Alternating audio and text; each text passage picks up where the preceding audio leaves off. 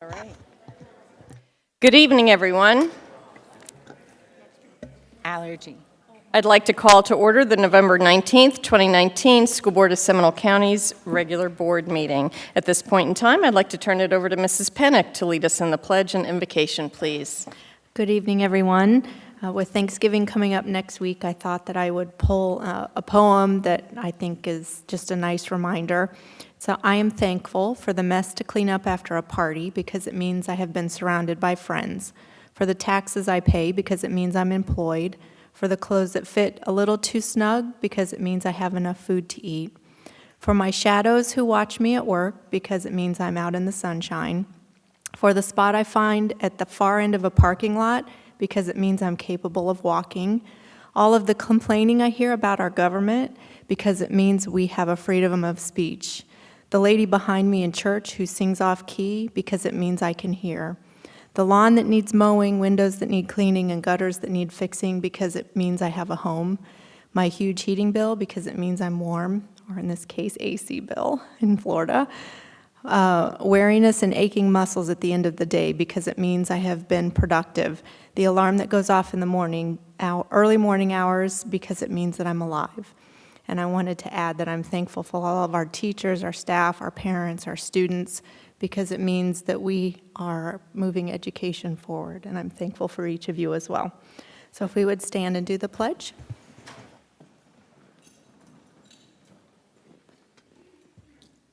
I pledge allegiance to the flag of the United States of America and to the republic for which it stands, one nation, under God, indivisible.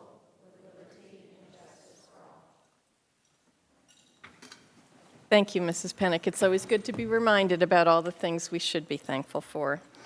Let the record reflect that all school board members, our legal counsel, and superintendent are in attendance. I'd also like to recognize Melissa Pugh, our Seminole County Council PTA president. Thank you for being here this evening and for your service throughout the year.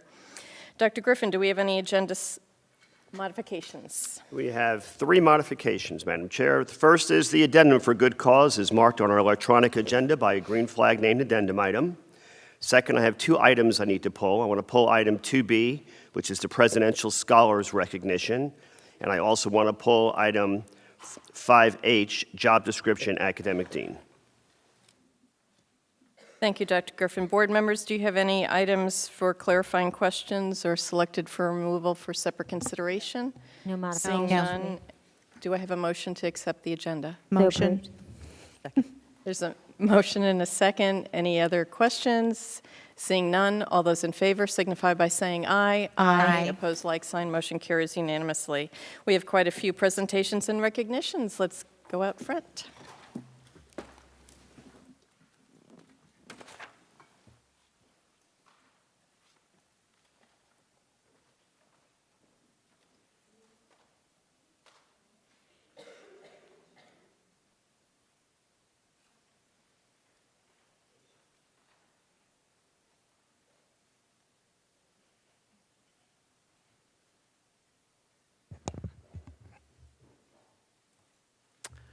Good evening, Dr. Griffin, Dr. Calderon, members of the board. It is an absolute honor tonight to be here to recognize Lawton Childs Middle School ESE paraprofessional and 22-year United States Army veteran, Master Sergeant Lorna A. McKell, as November's Veteran of the Month.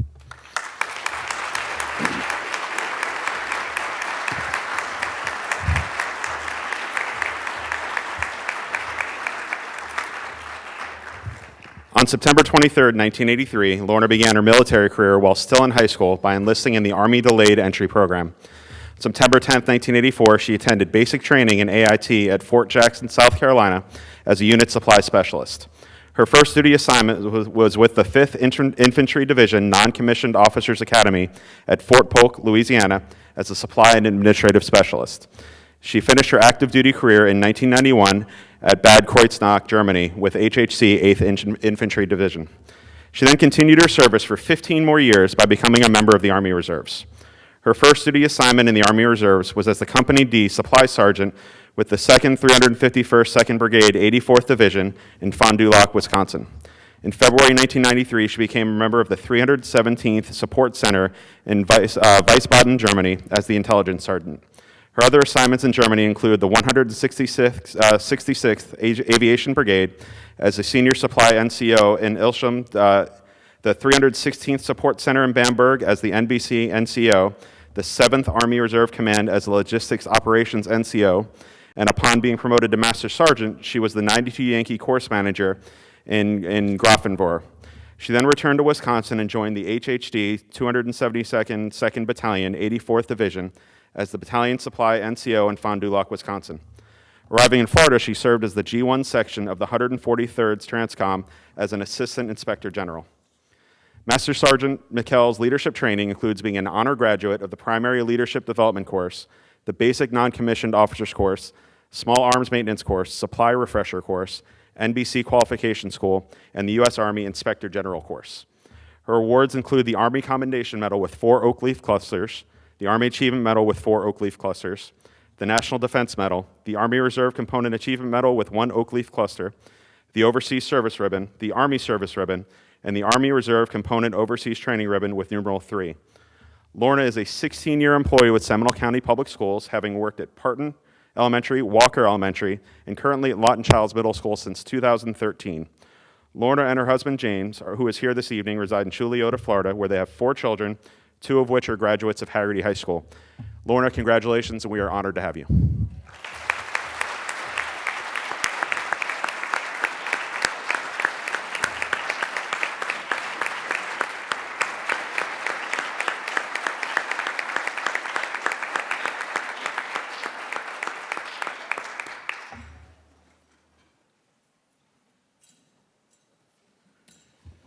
Dr. Griffin, Dr. Calderon, and school board members, tonight we honor some of our outstanding student athletes. First, from Oviedo High School, the state champion girls bowling team. With the regular season 16-0, championships, Seminole Athletic Conference champions, district champions, and at states the team went on an undefeated run in Baker play, which is where you play the best 3 out of 5 games. On the second day of states, the team went 6-0 in Baker play, not losing a single game. They are freshman Madison Towle, sophomore Victoria Judson, junior Jenna Vilas, junior Jacqueline Gonzalez, junior Francis Olay, junior Annabelle Olay, junior Justina Nielsen, senior Katie Holton, and senior Shauna Rogers. Also, Shauna, raise your hand. Shauna was the individual state champion for the state of Florida. Congratulations, state champion Oviedo High School girls bowling and individual state champion Shauna Rogers. Also tonight in attendance, I saw Principal Trent Daniel. Trent, where are you? There she is.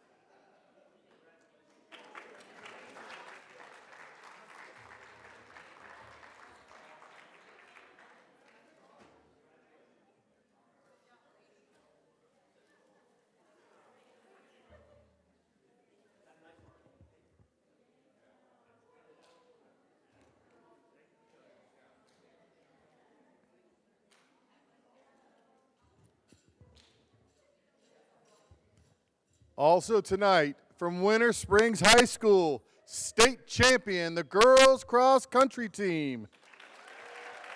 The team overcame several obstacles on the way of injuries, but managed to prevail in the end, winning the first girls cross country state championship in Winter Springs High School history. Members of the team, Caroline Wells, Elena Barr, Mackenzie Zurich, Evie McIver, Kennedy Otterburn, Emma Powell, and Naomi Flowers. 2 alternates were Susie Doyle and Sarah Turner. And of course, coached by the legendary Coach Aki Clark. Also in the house tonight, I saw Assistant Athletic Director Scott Gomrad and Principal Papa Bear himself, Mr. Pete Gaffney. Congratulations girls cross-country state champs from Winter Springs High School.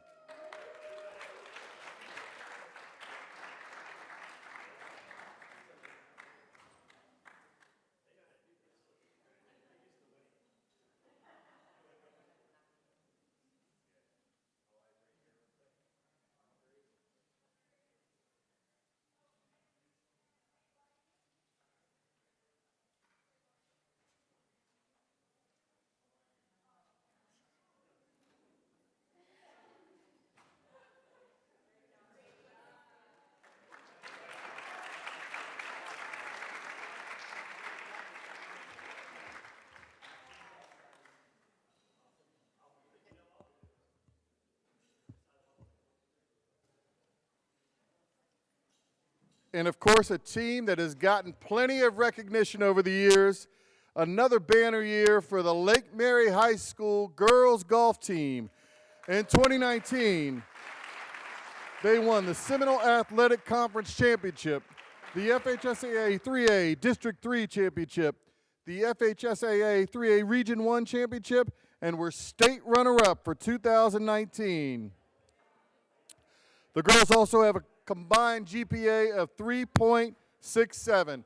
Now listen to this. Over the last 6 seasons, the girls golf team at Lake Mary has won 4 state championships and runner-up twice. These girls are Maddie Staub, Serena Lee, Darby Nuxel, Izzy Palat, Gabby Perlstein, and team captain Alyssa Mercado, and of course, coached through all of these years, Dennis Burchill. I think also tonight Rick Wires is here. Athletic director for Lake Mary High School. Congratulations, girls golf team from Lake Mary High School.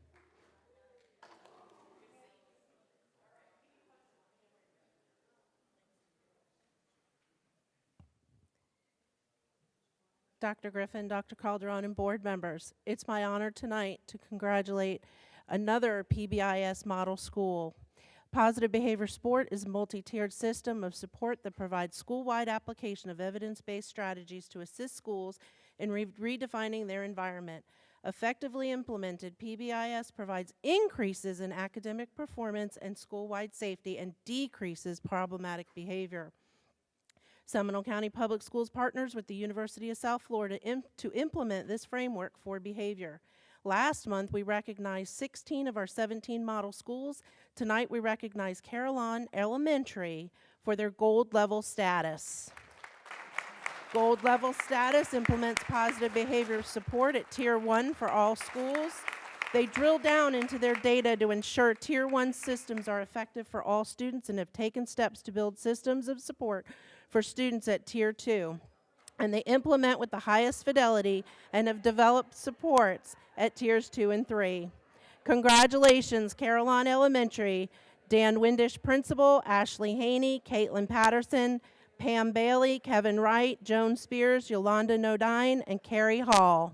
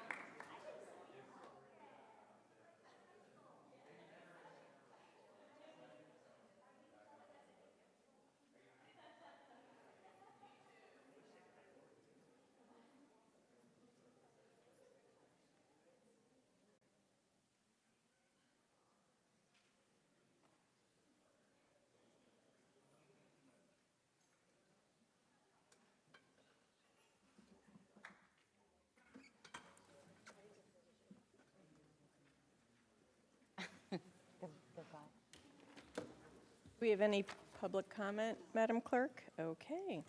So we'll move over to the consent agenda. Dr. Griffin, do you have a recommendation? Yes, I do. My recommendation is that the consent agenda be approved as presented. So moved. Second. Motion and a second. Any questions or discussion? Seeing none, all those in favor signify by saying aye. Aye. Aye. Motion carries unanimously. Student disciplinary hearing dispositions. Dr. Griffin, do you have another recommendation, please? I do. My recommendation is that the School Board of Seminole County approve the student disciplinary recommendations from October 21st, 2019, October 28th, 2019, and November 4th, 2019. So moved. Second. Motion and a second. Any questions or discussion? Seeing none, all those in favor signify by saying aye. Aye. Motion carries unanimously. Moving on to no unfinished or new business. Dr. Griffin, you do have a superintendent's report, though. I do. I have 3 items. I'd like you to have a very brief verbal overview. Cheryl Olson, please come on up for teacher supply purchasing cards, immediately followed by Dr. Cody for the Excellence and Equity Report, immediately followed by Dr. Weissong for the XQ Problem Solving Incubator High School Update. Good evening. Good evening. Can you hear me okay? Yep. Here you. Okay. Good evening, Dr. Griffin, Madam Chair, and school board members. I would like to give you a brief update on our teacher supply card program, which includes the funding source guidelines and expenditure overview. The legislature in the General Appropriations Act determines funding for the Florida Teachers Classroom Supply Assistance Program. From the funds appropriated for the Florida Teachers Supply Assistance Program, the Commissioner on Education calculates an amount for each school district based upon the district's proportionate share of the state's total unweighted FTE student enrollment and disperses the funds to the school districts by July 15 of each year. So who is eligible for this program? Certified teachers employed and in the classroom on or before September 1, whose full-time job share or part-time responsibility is in the classroom for students in pre-K through grade 12, to include full-time media specialists and guidance counselors who serve pre-K through grade 12 students. Teachers are provided their cards during the pre-planning period in August and are given a deadline to spend their funds by the 3rd week of April. The funds that are not expended by the teachers are transferred to the School Advisory Committee in June.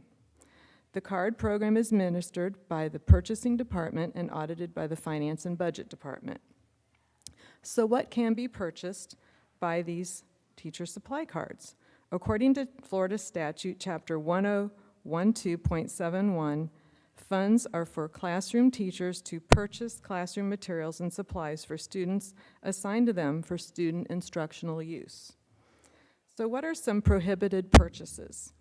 Furniture, equipment, personal items, clothing, gift cards, software, computers, printers, professional dues, food and beverages for consumption are prohibited. However, food and beverages for classroom experiments are allowed. What are some examples of approved items? Some examples are, to be used in the classroom by students are paper, pens, pencils, classroom books, arts and crafts, charts, maps, globes, posters, math manipulatives, and inexpensive musical equipment and supplies. What training is provided? Purchasing and finance have worked together along with our communications department to provide an online instructional video, forms, and personal support by telephone and email is also available. Teachers are required to turn in receipts to document their purchases, taxed for that purchase. And here's some interesting expenditure information. The 2018-19 fiscal year teacher supply card amount was $305. The fiscal year 2019-20 amount is $315. Last year, during the 2018-19 fiscal year, we issued over 4,500 cards to eligible teachers. The total allocation for these cards was $1,354,200. The total expenditures at the end of April by the deadline was $1,074,192. The remaining balance of $279,793 was transferred to each school's advisory committee account. If purchasing or finance has any questions regarding card expenditure compliance, we elevate those questions to the Chief Financial Officer or to our Director of Employee and Government Relationships in HR. Do I have any questions? Questions? I do have a question. Once it goes to the school SAC committee, what are the restrictions for use, or what are our guidelines? Are the guidelines transferred from what the supply card says they could be used for, or? Are more open. At that point, they don't follow the teacher supply card program guidelines. And in many cases, the teachers want to use the money for equipment. They'll collaborate with their school advisory committees and be able to get larger dollar items.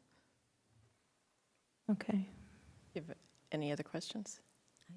Just wondering how we can maybe follow up with teachers to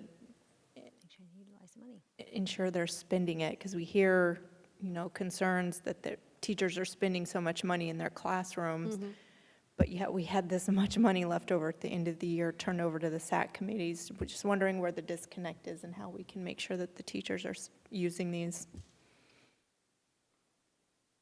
And Maybe we could have a mid-year reminder that it's time to start spending your money before the deadline. We could add more reminders.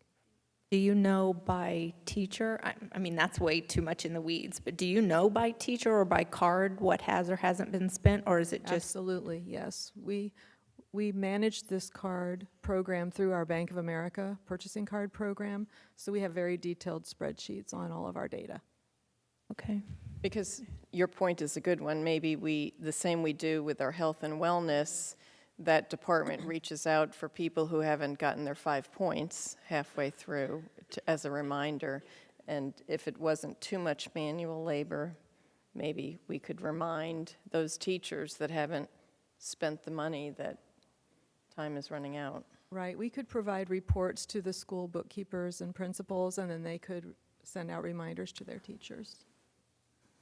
Absolutely. I know that the FTE clerks would constantly remind us, but I'm not sure if that was at every school, if we didn't spend our dollars. But like sending out another reminder would be great. $279,000 is an awful lot of money. Are they allowed to buy the educational board games for their classrooms, for their centers? It's I didn't my hear you mention understanding, that. yes. Okay. As long as it's for educational and instructional purposes. All right, great. Thank you. Thank you very much. Questions? No. Thank you. Dr. Cody. Good evening, board members. The Excellence and Equity Report is on page 161 of your board book, and I know you've reviewed that information. That's a summary of the tables that follow. And what we wanted to share with you in particular this evening is that the Excellence and Equity Policy, Policy 2131, was reviewed in October of 2018. And at that time, the board approved referencing excellence and equity to the strategic plan. And the purpose for that was to update the board's information on student performance in the programs that they have an opportunity to access. And so our efforts are now, and there was some discussion at the work session, are to look at Policy 5120, student attendance zones and interzone transfers, and edit that to take out the advanced placement, the international baccalaureate, the graduation rate, because all those items are now part of the strategic plan. And when the superintendent and staff do our deep dive with you and then have the strategic plan work session, we address those topics. So we will be bringing to you within the next month or two some revisions to that policy. That policy also includes the program of emphasis access that I know you want us to take a look at. And so that will be our next steps with the Excellence and Equity Report. I think the board has done an amazing job aligning the strategic plan, the school improvement plans, and the work that we do to prioritize our expenditures. And so this will be the next step towards gathering all of that and putting it really where it needs to be for the current student population. Any questions, board members? Thank you. Thank you, Dr. Thank you. Cody, for your hard work. Good evening, Dr. Weissong.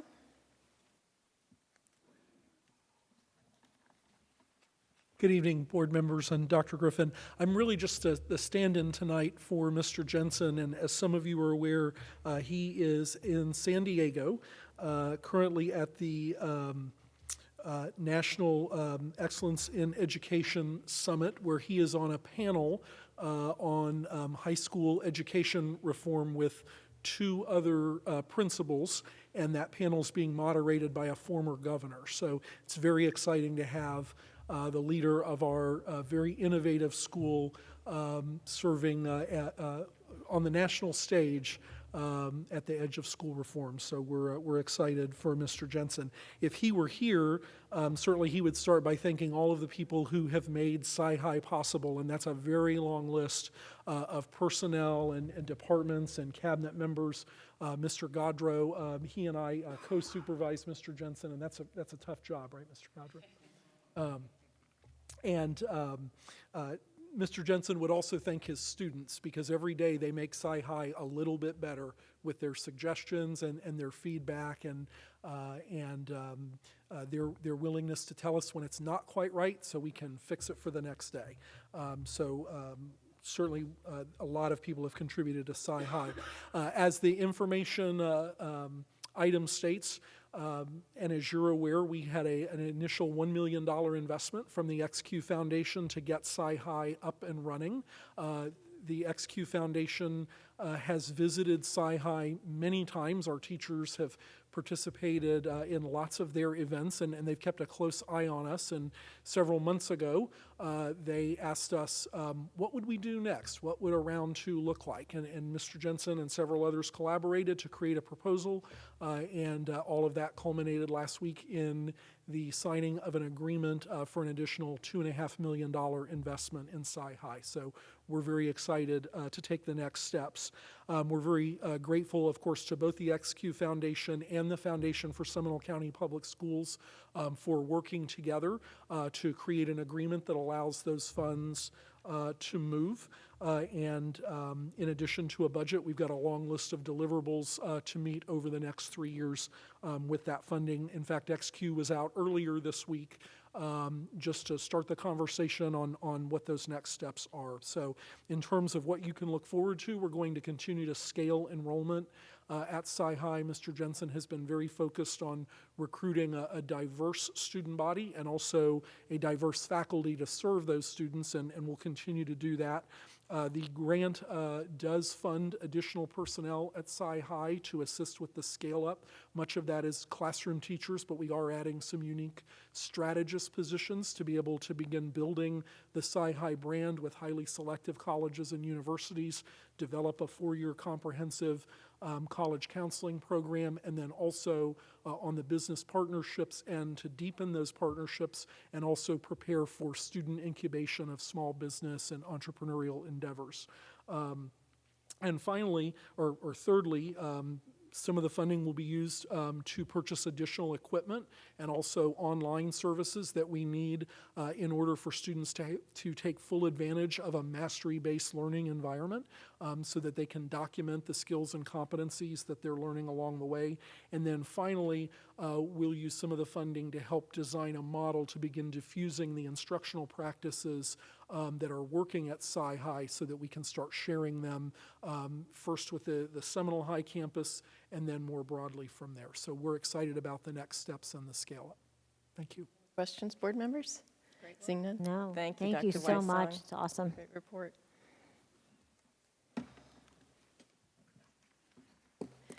Any other board member comments? Member Penick? I have none, thank you. Just wishing everyone a happy Thanksgiving. Mrs. Kraus? Hello, happy Thanksgiving, everybody. Mrs. Sanchez? I have none. Just wishing everybody a wonderful Thanksgiving and a wonderful break.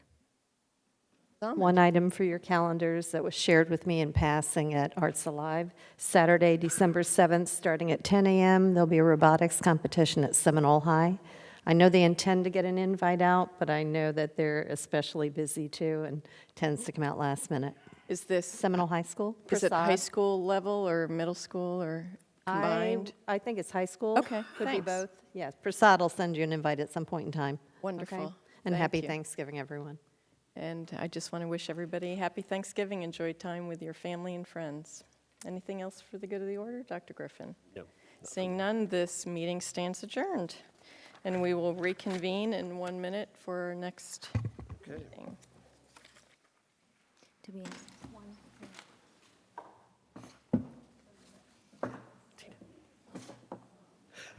Give it to you.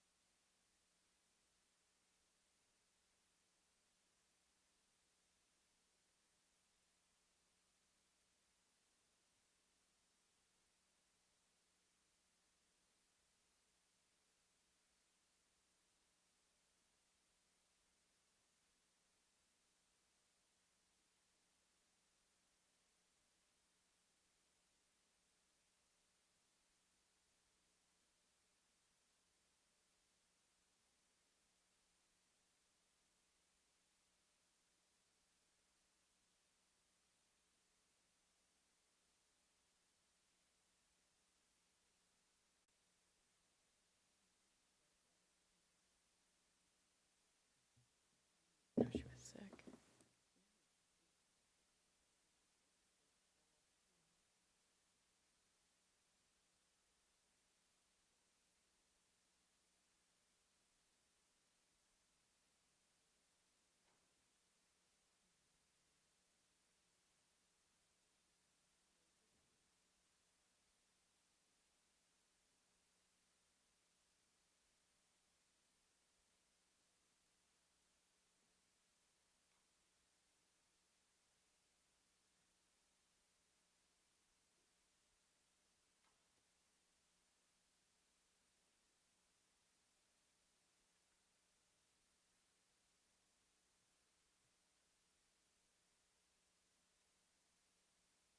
I'd like to call to order the November 19th, 2019 reorganization meeting of the school board.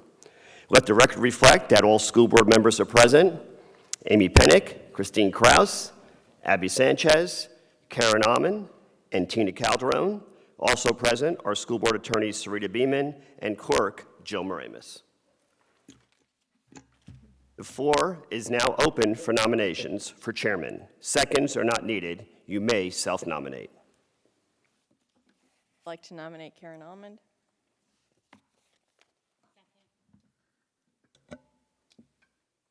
I'll second that. Are there any additional nominations? Hearing no additional nominations, the floor is now closed for nominations for chairman. Karen Amman was nominated for chairman. All those in favor of Karen Amman as chairman, please signify by saying aye. Aye. All those opposed by saying no. Karen Amman selected chairman by unanimous vote. Thank you. Good job. The floor is now open for nominations for vice chairman. Seconds are not needed. You may self-nominate. I'd like to go ahead. I'd like to nominate Amy Pennock. I'll second that. Are there any additional nominations? Hearing no additional nominations, the floor is closed for nominations for vice chairman. Amy Pennick was nominated for vice chairman. All those in favor of Amy Pennick as vice chair, please signify by saying aye. Aye. All opposed, signify by saying no. Amy Pennick is elected vice chairman by unanimous vote. And now it is my honor to pass the gavel and turn the meeting over to Chairman Almond. Thank you very much, Dr. Griffin. Okay, under new business, Dr. Griffin, do you have a recommendation? My recommendation is that the School Board of Seminole County appoint Dr. Walt Griffin as Board Secretary, Jill Marimus as Board Agency Clerk, Grace Gonzalez as Deputy Clerk, and Sarita Beeman as Board Parliamentarian for 2019-20. So moved. Second. Any discussion? All in favor signify by saying aye. Aye. Motion carries. Thank you. Dr. Griffin, do you have a recommendation for calendar?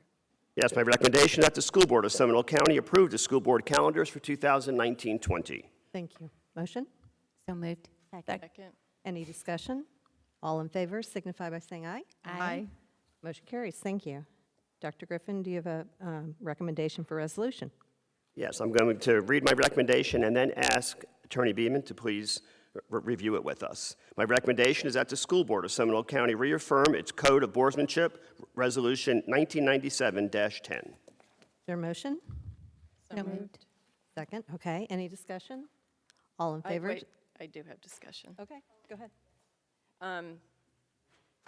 While I totally agree with this code of boardmanship, I think, you know, as with any professional, we need to have decorum and policies and rules to run by, but as in the resolution, this was written back in 1997 originally. Wow. And I think we, as a collective board, operate differently than they did in those years, where I feel all of these points are still valid, but if you feel it's time to perhaps update it and add a few other suggestions, two that I had is we now have a superintendent that allows us to go visit in classrooms every day with him.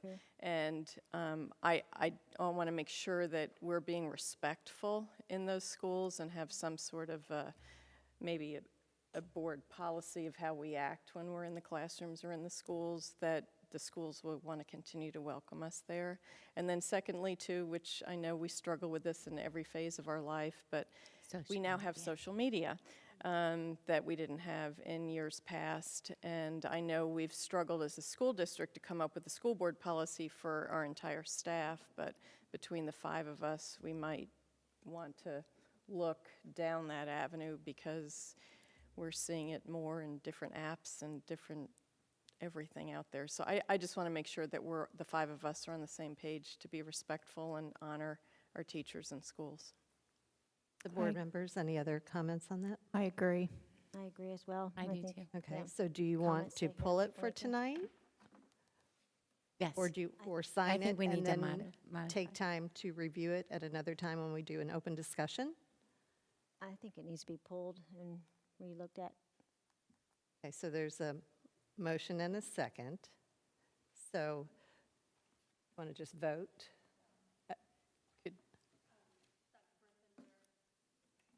There has been discussion regarding your recommendation on the resolution. Yes. And at this time, we can vote to either sign or not, or it can be withdrawn for further work and brought back. My recommendation would be that we withdraw it this evening, rewrite it, and represent it to the board. Do I need to ask for a motion for that?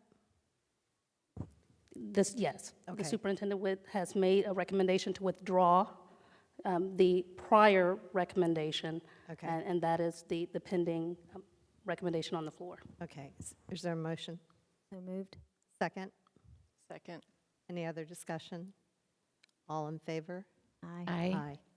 Thank you. Ms. Beeman, we don't have Motion to passes. recall our prior motion and second. That effectively happened when the superintendent Overrode recalled it. his Okay, recommendation. Thank you. So are we going to put a timeline when we're going to come back and revisit this and represent it?